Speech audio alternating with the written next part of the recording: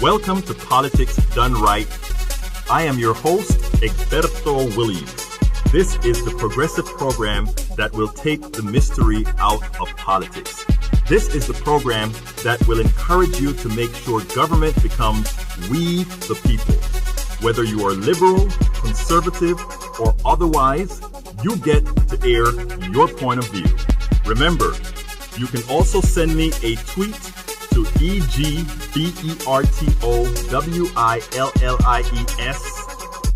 That is, at Egberto Willies. Let us engage. It is politics done right. 1, 2, 3, 4.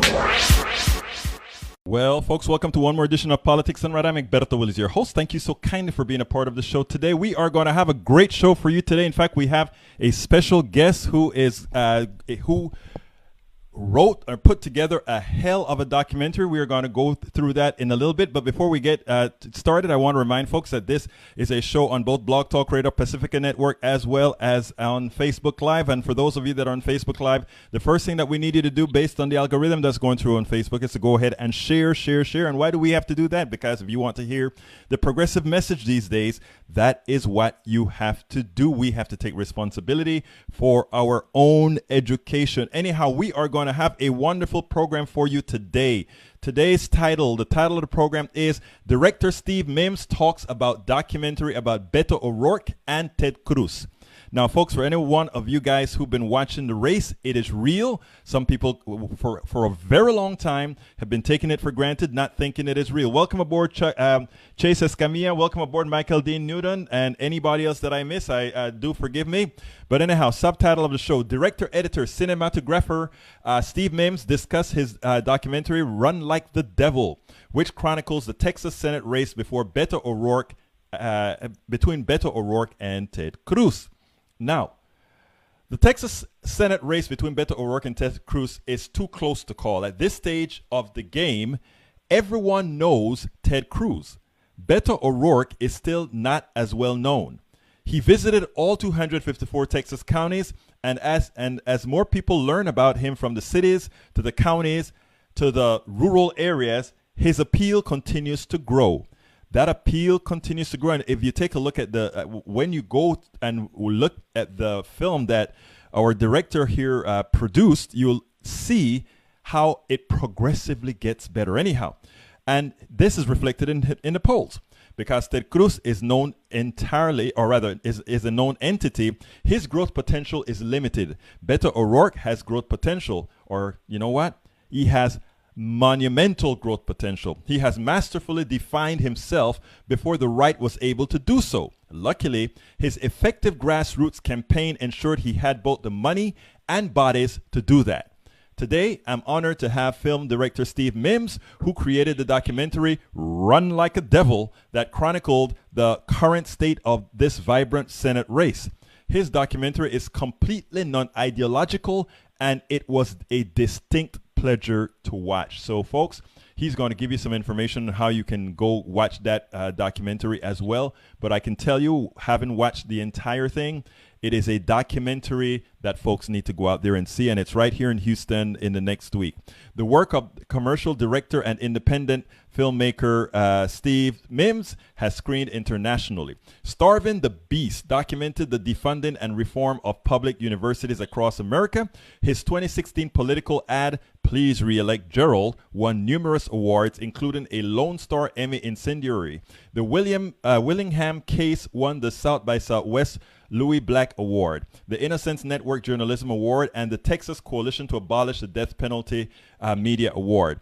Mims earned his bachelor's degree at the University of Southern Mississippi and his master's at, you know where?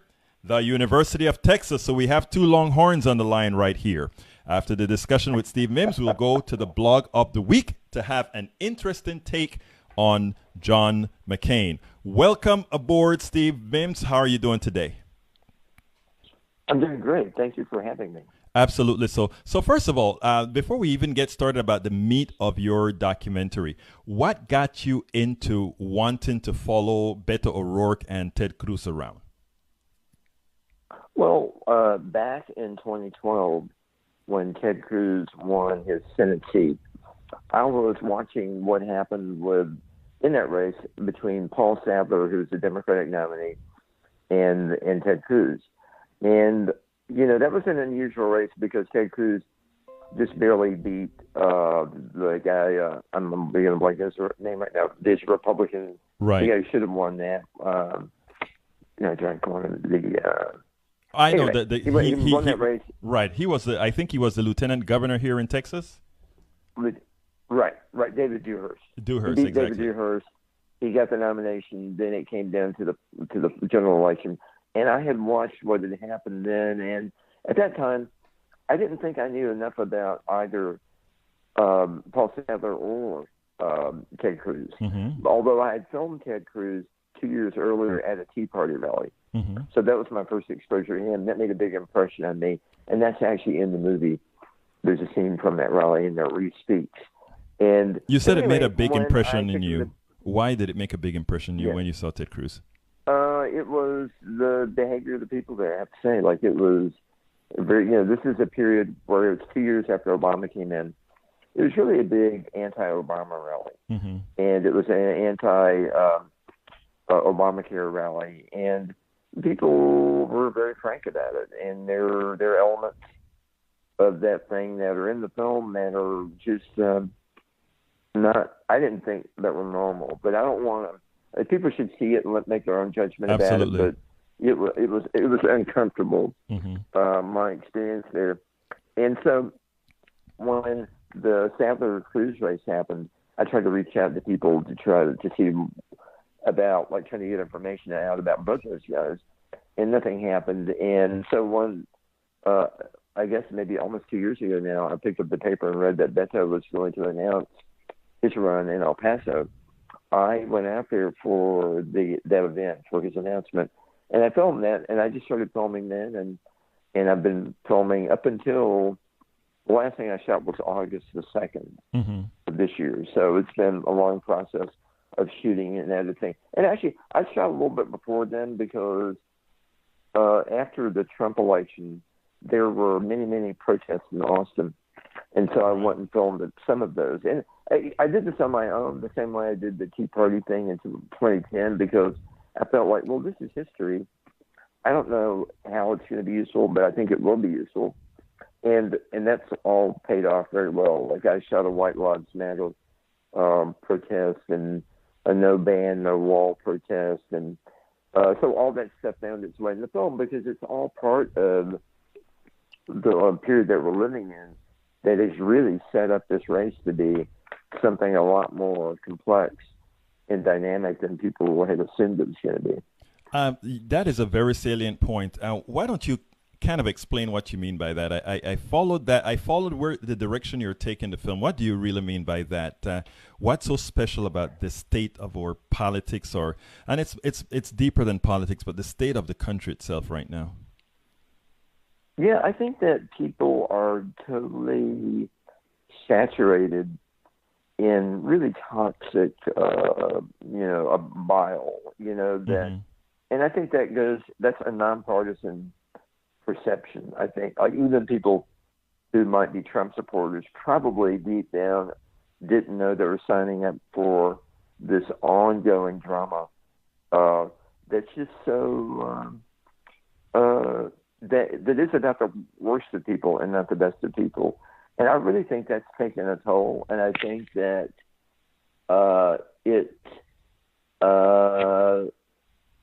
there's going to be a response to that. I think that's what we're seeing.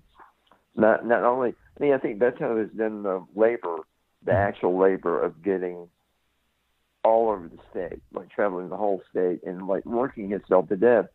And I think, so he's made his, they say you have to make your own luck. He's really made his own luck, and it's been from just working his ass on. But the other part of it is, simultaneously, this Trump thing has been unfolding, and it's just not pretty for anybody. Right. And I think there's a deep sense of, something that's got to change. And I think I think in this case, the Cruz-Beto campaign, both sides are sort of using that energy, right? They know that the Republicans are trying to boost their base by saying we have to defend ourselves from people that want to change everything, and the Democrats are saying we have to change everything. And so it's an honest, really honest debate. Right. Go ahead. Continue. So I think that's the thing that we're living through that's really changing the nature of this particular race. Now, as it turns out, you've been embedded in both of these campaigns. You've been able, because there's a hell of a lot of video from all of them. Tell me a little bit about the feeling about the I don't know the word that I want to use, but it's not the ambiance, but tell me a little bit about what you've noticed within each particular environment. Does both of them seem to believe they're winning, or does one feel they have their back against the wall? Or tell me about how you feel about when you're embedded within both of these campaigns. I think that I don't get the sense that either campaign thinks that they're winning. And I interviewed Mark McKinnon for the documentary. Right. This is not in the documentary, but he was telling me that that Ted Cruz knows the secret to winning a campaign, and the secret to winning a campaign is you either run unopposed or you run scared. And he said that Ted Cruz is going to run scared, and I have a little bit of that in the film, but meaning that both campaigns know it's all on the line. And so neither one of them have really let up. And Beto has the advantage of starting a year before Ted Cruz. He announced on March 31st, 2017. Cruz officially announced right around April the 5th of 2018. And so that labor, that energy that Beto invested has really kind of helped bridge the gap that people thought was unbridgeable. And that, along with the festering Trump stuff, has really kind of turned this thing into a real race. But I think that they both realize how hard they have to work, and their campaigns are both working hard. I think the nature of their campaigns is totally different. And that is, so I filmed more with Beto than Cruz, because Beto wasn't going for a year before Cruz ever got started. Right. But Beto's events are totally wide open. Like you'll go and people just flood the place, and he is, an open candidate, talking to everybody, staying away. And Cruz is like that to some degree, but his events usually are, at least the ones we covered, were smaller, and you had to sign up online to get in. I don't know if they're still doing that now, but it was a different approach to it that's a little bit more cautious on the Cruz side and less so on the O'Rourke side. Yeah, I've covered quite a bit of Cruz events, and the Cruz events are generally very structured and closed. I don't know if you know, the Tea Party is big in the part of Texas that I'm at, called Kingwood, Texas, which is the suburbs of Houston. And what you find is the Tea Party is very strong out here. And when Ted Cruz come into town, it is well organized, and there are a lot of watchful eyes out there. In fact, sometimes when some of my Tea Party friends see me out there, they kind of escort me quite early on. So it's pretty it's pretty interesting out here. But now you went through the entire state. You've been to all the different counties, or to quite a few of the counties that Beto has been going through, as well as Ted Cruz, correct? Well, we didn't go to all 254 counties. We went to a lot less than that. It's hard for me to know how many places. I mean, I could figure it out, but we probably filmed Beto in maybe 7 different locations, probably. And then Cruz, we filmed in probably about 4 events over the period that we had to shoot. And so I've been, I was at the 254th county up in Gainesville, which is almost in Oklahoma. And for instance, that was on a Saturday, middle of the day, it was super hot, and the place is packed. And that's the very red part of the state. It's amazing. And then we're down in San Antonio. We've been within over in East Texas, Nacogdoches, Tyler, Austin, whatever. So we did what we could, but that was never going to be, and you've seen the movie, so like, it was not just going to be a movie about what's unfolding. Right. It's going to be a movie about who these guys actually are, like from birth until now, like a real picture of them, like how they got to be who they are. And then, some of the more important issues that we could get to in the film.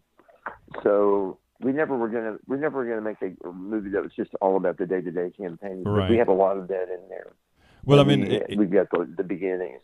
Yeah, that came across very clean. I can tell you that. I mean, it was representative because you got to the different types of places that Beto went and the types of different places that Ted Cruz went to as well. Now, tell me a little bit about because you're talking about that very red area that you went that had a packed house waiting for Beto O'Rourke. Did you find that packed house was monolithically Democratic, or was it a whole lot of Republicans trying to see things are so bad, let me see what this guy looks like, and potentially converts? Well, there were people there who had T-shirts that said "Republicans for Beto." Oh, interesting. And I've seen those around. Yeah, that's not. I didn't get a shot of that in the movie, but there are people wearing that. I think that's been the case everywhere. We were in a little town, Brady, Texas, and there was a woman who spoke during the Q&A with Beto, and she said, well, a lot of people said, and she says, when I vote in the primaries in Texas, I have to vote Republican because, and this is the case in a lot of these rural towns, there is no Democratic option. Right. Right. There's nobody running on the Democratic side. And so if you live in a little town like Brady, it's tiny, and there are 3 people running, and in a town like that, people actually know people, right? They know their family, they know all their backstory. So if you're going to have a voice in which one of those guys gets to be your county or whatever, you're going to have to vote in the Republican primary. Right. And so there were people there, and I've heard this before, who said, like, I had to vote in the Republican primary because I had to vote for my local guy. But when it comes to general elections, I'm gonna vote for Beto O'Rourke. That's a very real phenomenon, and because there are plenty of people, objectively, that are not fans of Ted Cruz who are Republicans. Right. And so it's really fascinating to me. Now, let me ask you, and then before I go into asking you about how people can actually see the film, both here in Houston and subsequently other places, because this is a national show and it's also listened all through Texas as well, so we may want to tell folks other places they can listen to. But what's your gut?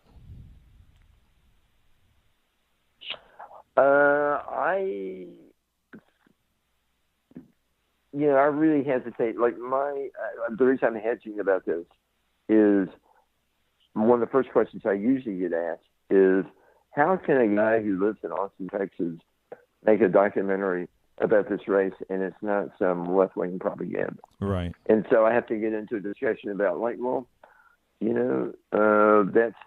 can see how people would assume that, but we did everything possible to make the film as nonpartisan as we could make it. Just lay out the facts, let people like do what the great thing about documentary, to be able to see not only what people say, but how they say it and the nuance of how they do it and how they comport themselves and whatever. So that's important.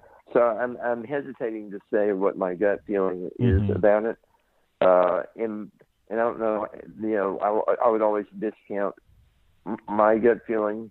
I think that I'll put it this way though, I think that the conventional wisdom has been nothing but wrong on this race. Right. And the same people, I've been having conversations. I have Republican friends. I've had conversations with them all year, and they would go like, "Oh yeah, you're one of those people that still believes Beto O'Rourke can win." And they're like, "Yeah, I do believe that." And I think now those people are changing their tune a little bit, and I think that you can just objectively say it's because of what's happening in the polls. It's also kind of a zeitgeist thing about what's happening in the country. And so, while I hesitate to state a gut feeling, I think that objectively you can look at it and go this is not, as you said in the intro, it's not an impossible thing. Right. It'll be interesting to see what the next poll says. Right. We'll see how this momentum is shifting. We'll see, because now they're also there are now ads by both sides on TV all throughout Texas. There was a caller earlier on that hung up. Caller, if you're still there, just go ahead and make a call. I think you're a Skype caller. I'll take your call I'll hold on to Steve a bit longer if you have a question for Steve to ask about the movie. So give us a call back at 646-716-5812. Again, we'll come to you shortly. Yeah, Steve. Now, as far as I great answer first of all, and I think it's the right answer. I mean, it's all nebulous right now, but the thing about it is, the funny thing about it is, Donald Trump made or rather, Ted Cruz and his crew are trying to make some of a few bad things that Ted Cruz that O'Rourke did a few years ago when he was a young man in his early 20s. Have an effect. But sadly, because of who these folks were willing to elect as president, those things kind of pale in comparison to the bad deeds of the person that's actually president of the United States, don't you think? Yeah. Oh, I was laughing about it. Yeah, I think that's absolutely true. If we use the standard of Donald Trump, Beto deserves to hire 2 hookers. So he's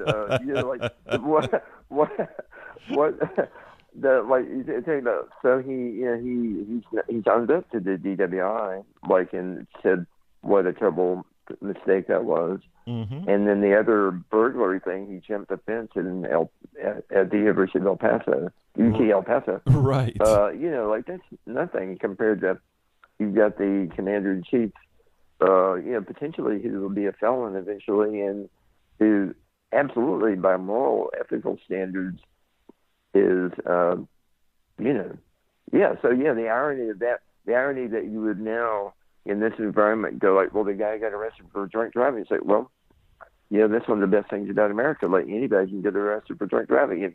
I'm always reassured by that when I read about some celebrity who gets arrested. It's a great country where. I tell you what, Steve, let me get a caller in, because I think there's somebody on the line.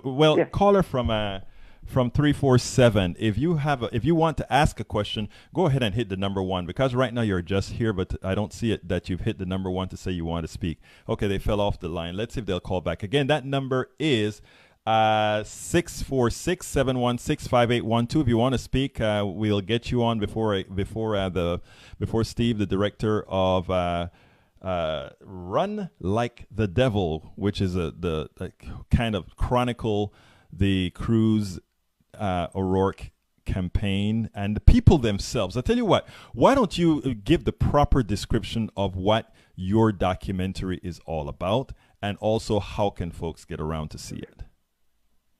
Yeah, well, the film is really about the 2 candidates. It's a big chunk of it is a biography of Ted Cruz, and another part of it is a biography of Beto O'Rourke.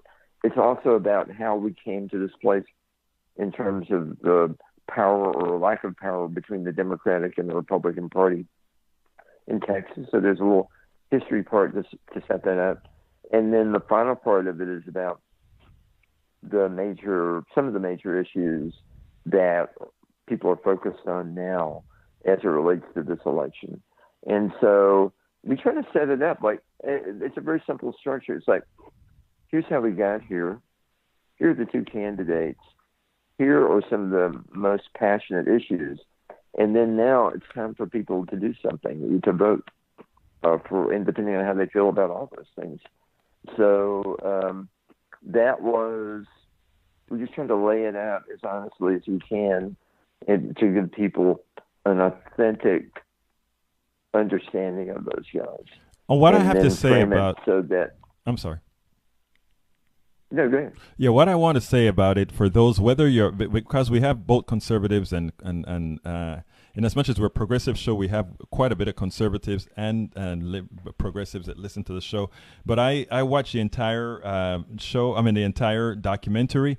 And one of the reasons I was trying to also discern where you stood on the platform and I couldn't figure that out. So that just means it was a well-made documentary, and just by name, it was a documentary and not some sort of a propaganda engine for either side of the of the equation for either one of these senators. So I'm telling folks right now, it was a very well done documentary that can actually help you make a decision as well, depending on how you think. I mean, it's a very good documentary on Beto O'Rourke and Ted Cruz. Now, how can folks, first let me say, I'm speaking to director, editor, cinematographer Steve Mims, who is the director of Run Like the Devil, and I think you filmed it as well, which chronicles the Texas Senate race between Beto O'Rourke and Ted Cruz.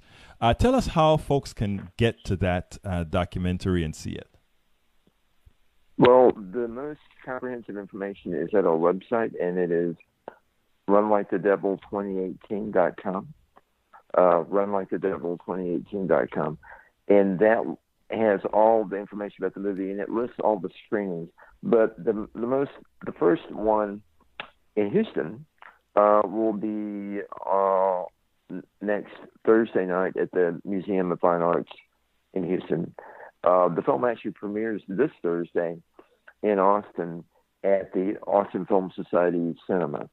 That show's already sold out, but there's a show on Friday, and they've added more shows over the weekend. And then the film is going to play in Nacogdoches on Sunday afternoon, and Tyler on Monday. And then we're in Huntsville, in El Paso, in Lubbock, in Dallas, in Fort Worth, in Wichita Falls, in McAllen, in the Valley. We're trying to show it as many places as possible. And people also, if you're interested, and this is true all over the nation, if you want to screen the film at a theater in your town, we have a program that's done by a company called TUGG, T-U-G-G, and it is an on-demand theatrical service. So if you have a group and you say, I would like to see this documentary in Abilene or whatever, you can go to the website, create an event, and when there are enough people that sign up for it, it happens. Wow. And so we can show the film theatrically anywhere in Texas and actually anywhere in the country. So all that stuff is at the website. And again, the web address is runlikethedevil2018.com.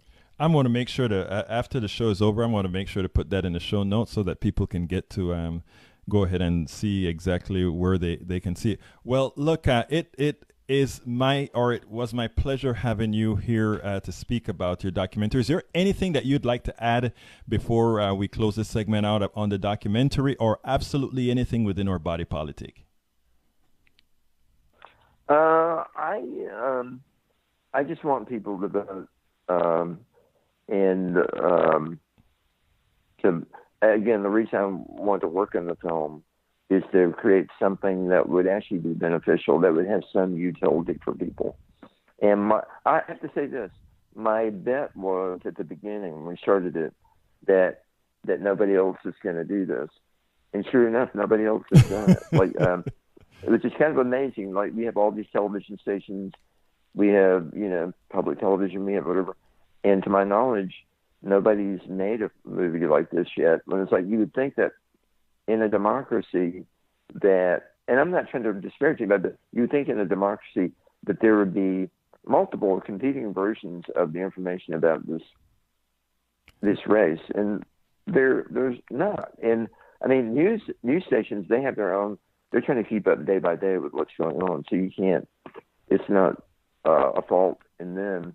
But anyway, so I'm happy that there's something out there for people if people really want to have a real deep understanding of what's happening. Well, look, that was a hell of a documentary that you put together. I really enjoyed it. I sat down just before I wrote the show on, I think it was Wednesday, and just listened to the whole thing. And while it had me so captivated, I had to stop and just go ahead and look at it. So folks, do go ahead and look for the film Run Like the Devil. Is it Run Like the Devil or Run Like a Devil? Run like the devil.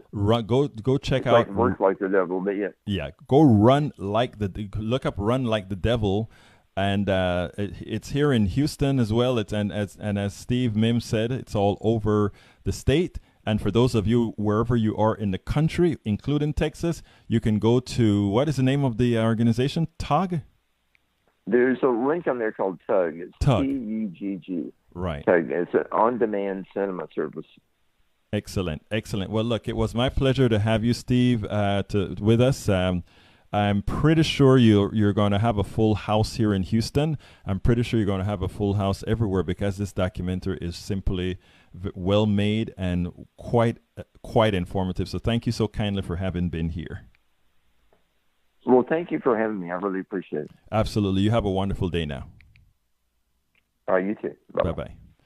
Anyhow, folks, that was Steve Mims. And who's Steve Mims? That was the director, editor, cinematographer of the documentary Run Like the Devil, which chronicles the Texas Senate race between Beto O'Rourke and Ted Cruz. I saw the documentary myself. I got to tell you, it was absolutely well worth watching, well worth seeing. So please, if you're here in Houston, I think it's at the museum here in Houston.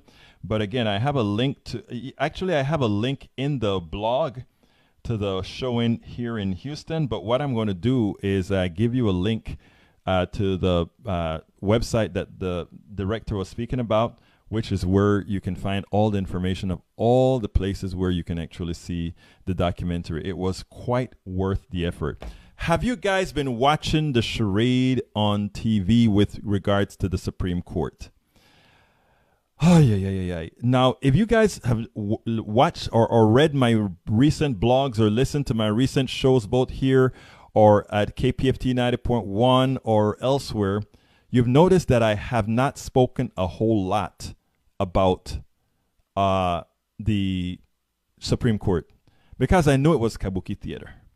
I knew all along Kavanaugh will be approved, and there's one show that I did. I think it was one and only one show that I did, where I pretty much said, to hell with it, he's going to be on the Supreme Court, but it is our responsibility to make sure that there is a progressive sweep. And when I say a progressive sweep, I mean a progressive slaughter in the times that are coming up. And why do I say that?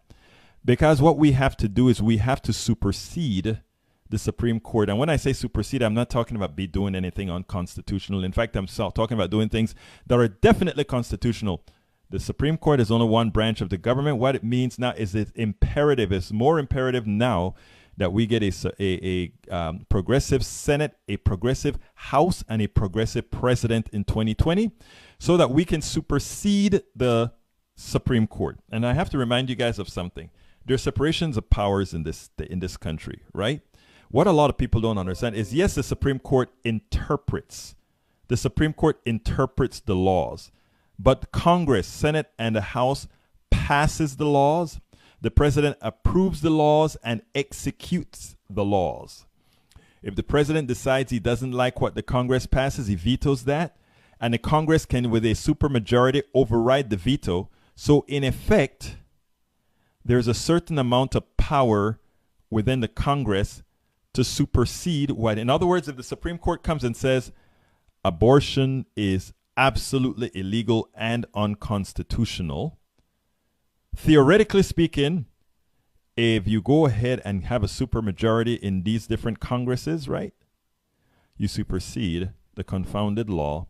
I know, and what I'm saying is, it's hard to do. I'm not trying to make things more simple than they are. But what I'm trying to say, it is time for progressives to take over the legislative bodies, not only in the federal legislative bodies, but the state legislative bodies. And I'm not talking by just simple minorities, but majorities. Because what's happening here is they're trying to stack the United States Supreme Court with enough super right-wing, and this is going to sound kind of crazy, but it applies. Right-wing neoliberal conservatives, that sounds funny, but it's true. Because we have no longer become a country that cares about its people, but instead one that simply follows the guidance, the rules of the corporations. And if some of those rules happen to help people, good for them. But if it doesn't help people but does help the corporations, good for them.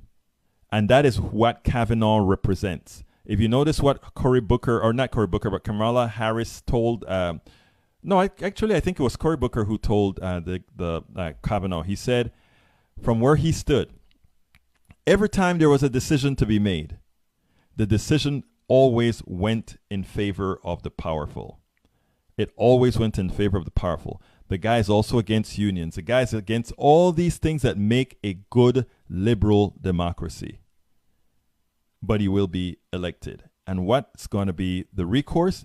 The recourse is that there must be super majorities, super progressive majorities that we should be working on. We should be working on super progressive majorities.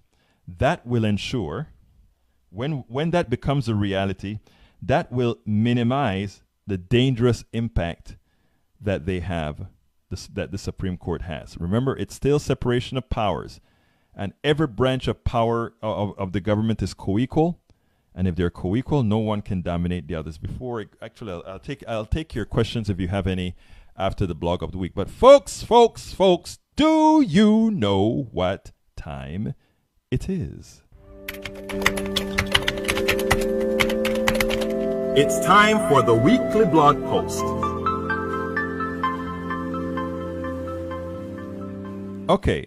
In these fast-moving times, I think it's okay now. I think we've mourned Senator McCain. Senator McCain got a great send-off with two excellent speakers, his daughter and President Obama. His daughter did a great number on Donald Trump, which was long overdue in that respect, in that venue. A few people gave her a hard time for hitting Donald Trump as hard as she did. Remember, she didn't even have to call his name for us to understand who she was referring to. And of course, President Obama was very gracious with John McCain, even though John McCain was a prick in his side. I mean, had John McCain been a more maverick, even ACA, I would say, would have been better. But anyhow, here's the blog of the week. John McCain, a hero, but unbalanced media coverage ignores harm he helped inflict on masses. And here we go. America gave Senator John McCain a beautiful send-off. In the process, they even dinged the president deservedly. In the process, the media was virtually entirely adoring. Unfortunately, the lack of appropriate balance denies Americans the knowledge of the parts of McCain that was damaging to the poor and to the middle class. Now, we justifiably gave John McCain a good send-off as a hero, but many of his policies have been detrimental to the masses. We must inform accurately. Many bloggers have been hesitant to rain on McCain's parade, but now that one of America's heroes is now in his permanent resting place, informing on some of these issues are required. It may make others reconsider their positions. In that light, Juan Cole's piece titled McCain Funeral, TV makes it all about personalities, elites all drilling, war cuts, etc. It is an essential read. He wrote the following. Cable television news shows and Cable television news shows and perhaps social media as well are misleading us by concentrating on personalities instead of issues. And the funeral of Senator John McCain was more of the same. I was once in the same room with John McCain at a DC think tank meeting and on the same side as he on an issue. I can't say I knew him, but clearly he was a great man, and I was moved by the eulogies at the funeral. That isn't the point. That isn't the point, he says. The really big problems that the United States faces are not a matter of personality. They are structural. On structural matters, McCain voted with Trump 83% of the time. McCain was a third generation of naval officers, and he married an heiress worth $120 million. He was part of the American elite in an uncomplicated way, and he often contributed to our structural problems. He then explains, meaning Juan Cole then explains, the biggest challenge facing the, quote, open quotes, the biggest challenge facing the United States is the climate crisis. McCain, unlike Trump, was not a climate denialist, but he also wanted to undo the ban on offshore oil drilling and generally sided with the fossil fuel industry. He promoted green energy as well, but all of the above energy policies such as his is inevitably high carbon and bad for our climate. Another huge issue threatening our democracy is the concentration of the national wealth in fewer and fewer hands. The top 1% are taking home 20% of the wealth we generate every year. Repeating, the top 1%, 1 in 100, are taking 20% of everything. McCain was fine with Trump's tax giveaway to the rich, which will mean cuts in government services and thus represent a massive transfer of wealth from workers to the super rich. One reason for the concentration of wealth is in ever fewer hands is that workers' collective bargaining rights have been kneecapped by right-wing social policy. McCain was anti-union. And we all know that the union is the lack of unions is partially responsible for the demise of much of the middle class. We have a crisis of healthcare insurance in this country, which Trump is trying to worsen by destroying the ACA with 1,000 cuts. McCain was against Obamacare to begin with. It is true that he temporarily interfered in Trump's ongoing attempt to destroy the Affordable Care Act, but philosophically, McCain did not like it and did not vote for it when it was introduced. And here's the deal. Two things. I can imagine McCain got two joys out of that vote. One, he stuck it to Donald Trump. He stuck it to Donald Trump that Donald Trump came that close to to getting rid of several important provisions of ACA, in effect, gutting it. I can imagine McCain just seething and just happy that he was able to do that. But also, he knew something else. After a while, you have to have a heart.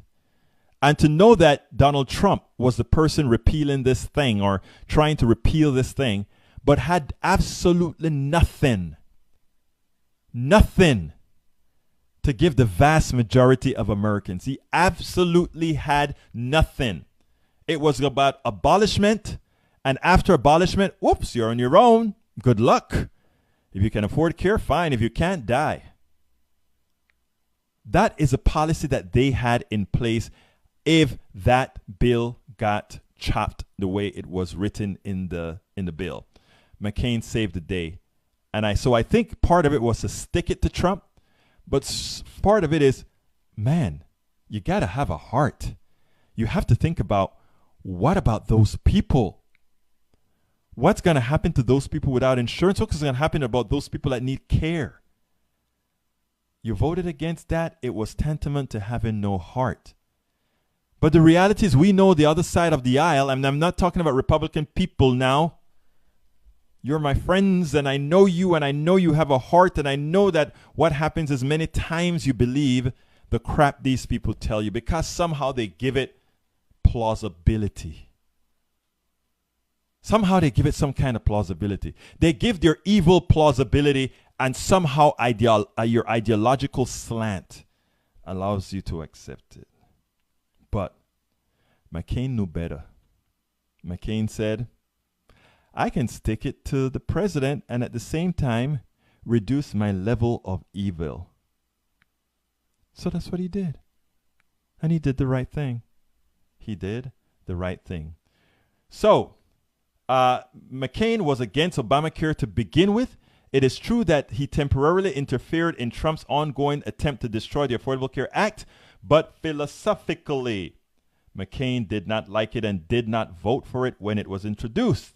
Since 9/11, we've developed a forever war syndrome, and few can remember that in 1995 we weren't actively war fighting anywhere. We weren't in a war. We have big ongoing conflicts in Afghanistan, Iraq, Syria, and are backing the Saudis in Yemen. McCain came to regret cheerleading for the Iraq war, but he remains till the end a proponent of constant exercise of U.S. military power abroad. Although his interventionism was often in the name of human rights, McCain had the same blind spots as other U.S. politicians. One 2015 headline said, McCain outraged at idea of Palestinian state. Read the entire piece and a few others that are more balanced. Check out the article, Why Can't Anyone Be Honest About John McCain's Legacy, for some more context as well. Let me tell you, folks, it is worth a read. This article is worth a read. It is so important for a democracy. Folks, if you want to talk, telephone number 646-716-5812. Again, that number is 646-716-5812. Earlier, we had a Skype call who wanted to talk and they fell off. I don't know if you want to give us a call back. But for right now, what I'm going to go do is read what you guys have to say in this thread. And let me make sure and get it from the right. Okay, let's see. Don't have a lot of comments, but we have good luck, y'all, like from Chase K. Escamilla. Maywood, hello, welcome aboard. Celia Burns, welcome aboard. Mike Cisak. Witness said Beto O'Rourke tried to drive away during 1998 DWI arrest. Okay. All right. I think both Steve Mims, the director of the documentary Run Like the Devil, said it right. Trump has made all of that academic. Yeah, 20-year-old or 25-year-old O'Rourke kind of skipped away or tried to skip away. Somebody claimed. You notice how they didn't say that it was written in that wasn't written in the police report. Somebody claimed they stopped him from running away. Okay, they claim they stopped him from running away. But you know what? What does it matter? We knowingly elected a crook as president. Do you think we should allow a childhood or a young person's proclivities to prevent them from serving after they've atoned, after they've done so much good, after they've paid their dues? No, I don't think so. So you know what? For all of you who are saying, "Oh, if all you can find on Beto O'Rourke is that he was driving drunk when he was young, paid his price to society, and then never did it again," most Americans would buy that, because after all, Donald Trump said he wasn't going to do a lot of things again, and he continues to do them. Worse, the man lies, and even his people now knows that he lies and he lies and he lies, and he's a president of the United States. There is absolutely no conservative now who has any ground to criticize any progressive running on almost anything if they're not in jail. In other words, if a progressive is running and is not in jail, conservatives, you need to go and start just talking philosophy. Forget about all the other stuff. Because what evangelical Christians have done, what the conservative movement has done, is they tied themselves to Donald Trump. And in tying yourselves to Donald Trump, you've tied yourself to moral depravity. And in tying yourself to moral depravity, you have no right, zero rights, to talk about anything any progressive running for office is going to do, has done, once they're not in jail. You opened the door. You're the one who made it vogue.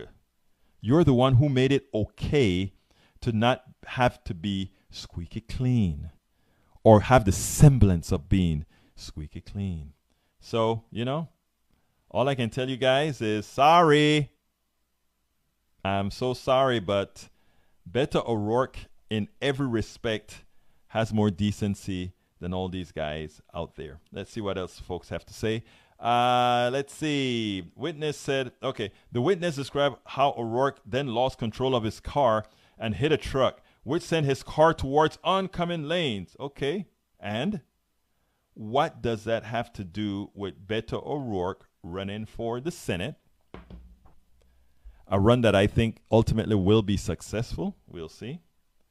But yeah, what does that have to do with anything? What does that have to do with anything?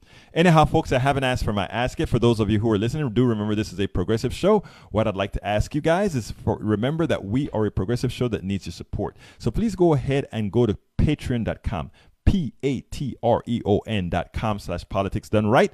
You see, we bring you all kinds of folks onto the show. Earlier on, we had Steve Mims, who is the director of Run Like the Devil, which is a documentary about the Beto O'Rourke and Ted Cruz Senate race. It's an excellent documentary being shown here in Houston next week. Note again, we bring these folks into the fold. We bring people that don't get a whole lot of notoriety on standard media. Independent media is important if we're going to get the real message out. As you recall, Steve Mims, the director of the film, said he did the film thinking, well, let me do it because probably nobody else is going to do it. And then he said, and guess what? I was right. Nobody else did it. There are dozens of television stations out here with budgets, and not one of them did the type of expose that we had from Steve Mims, the director of Run Like the Devil. That should tell you something. That should tell you the importance of having independent media, because we are going to cover things that aren't normally covered, and for those that are covered, we're going to cover it in detail and in a manner that tells you the truth, not try to bend it towards the corporate state.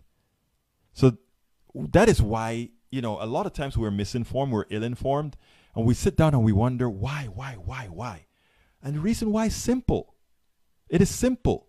It is because we have lost control of our own media. We have allowed them to snow us. And why? Because we continue to pay. You pay your $100, $200, $300, some people, cable bill every month, right?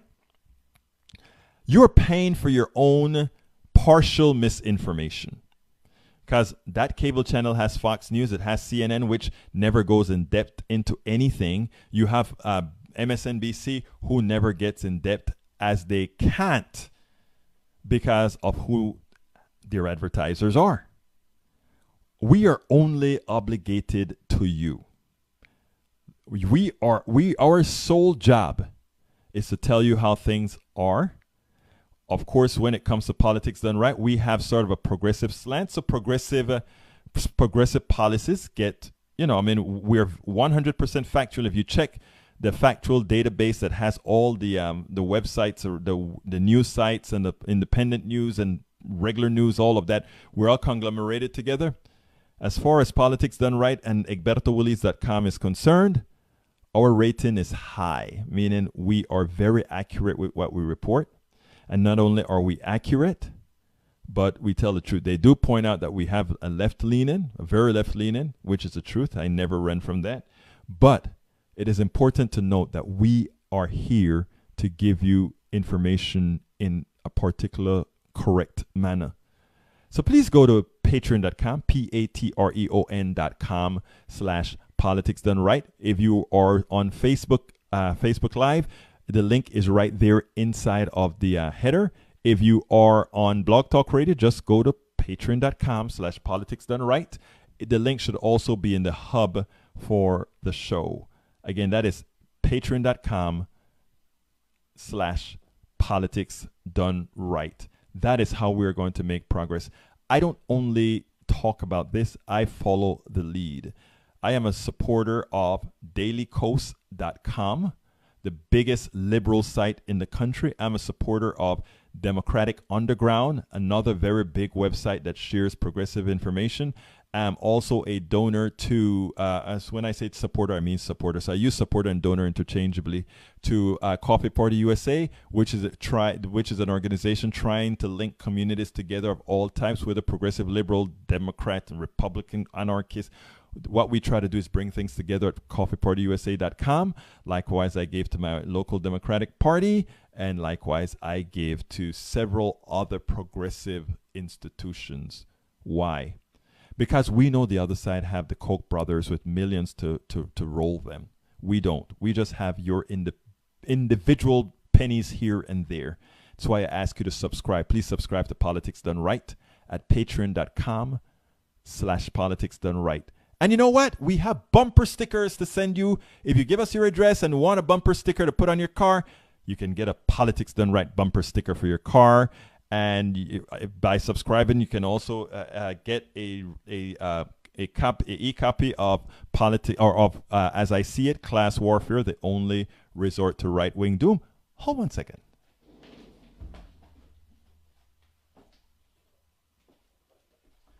I was supposed to show you the book today. This is you get an e-copy of this book, As I See It, Class Warfare, the only resort to right-wing doom.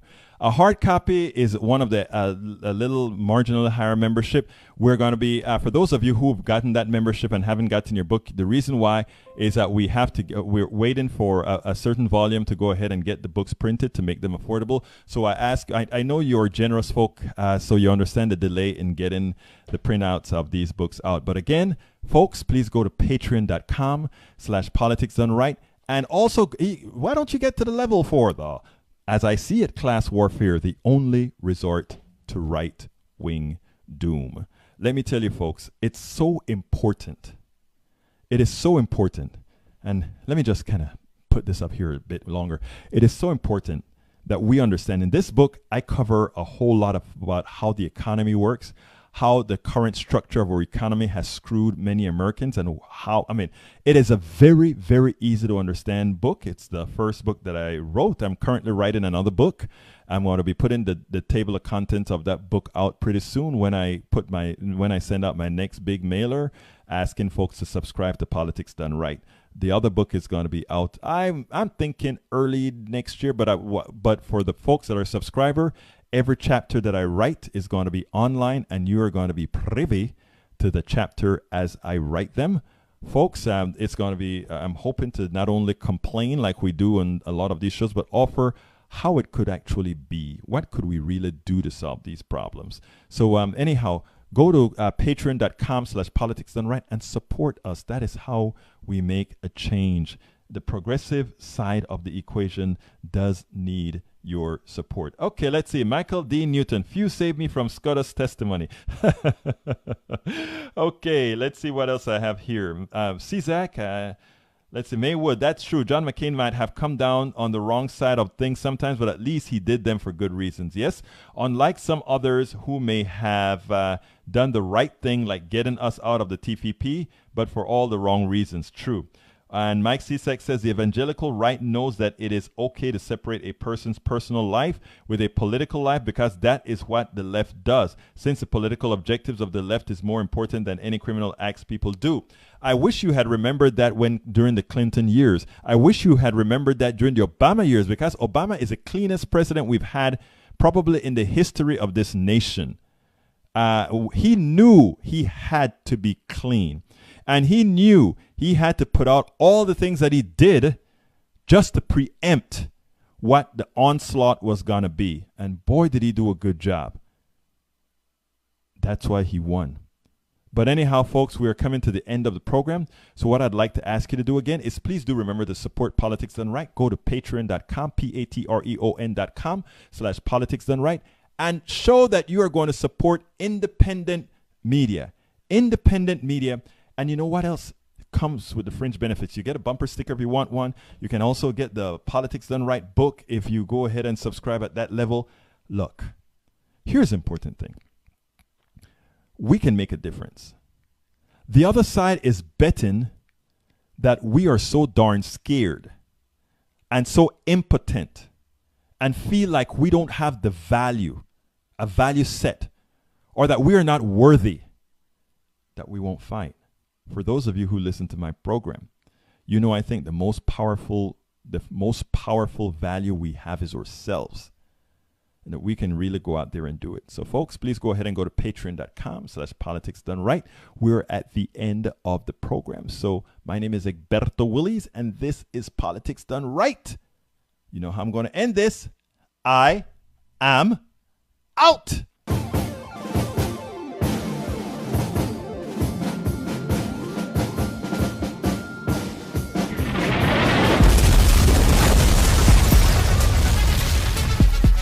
Welcome to Politics Done Right. I am your host, Egberto Willies. This is the progressive program that will take the mystery out of politics. This is the program that will encourage you to make sure government becomes we the people. Whether you are liberal, conservative, or otherwise, you get to air your point of view. Remember, you can also send me a tweet to EGBERTOWILLIES. That is at Egberto Willies. Let us engage. It is politics done right. 1, 2, 3, 4.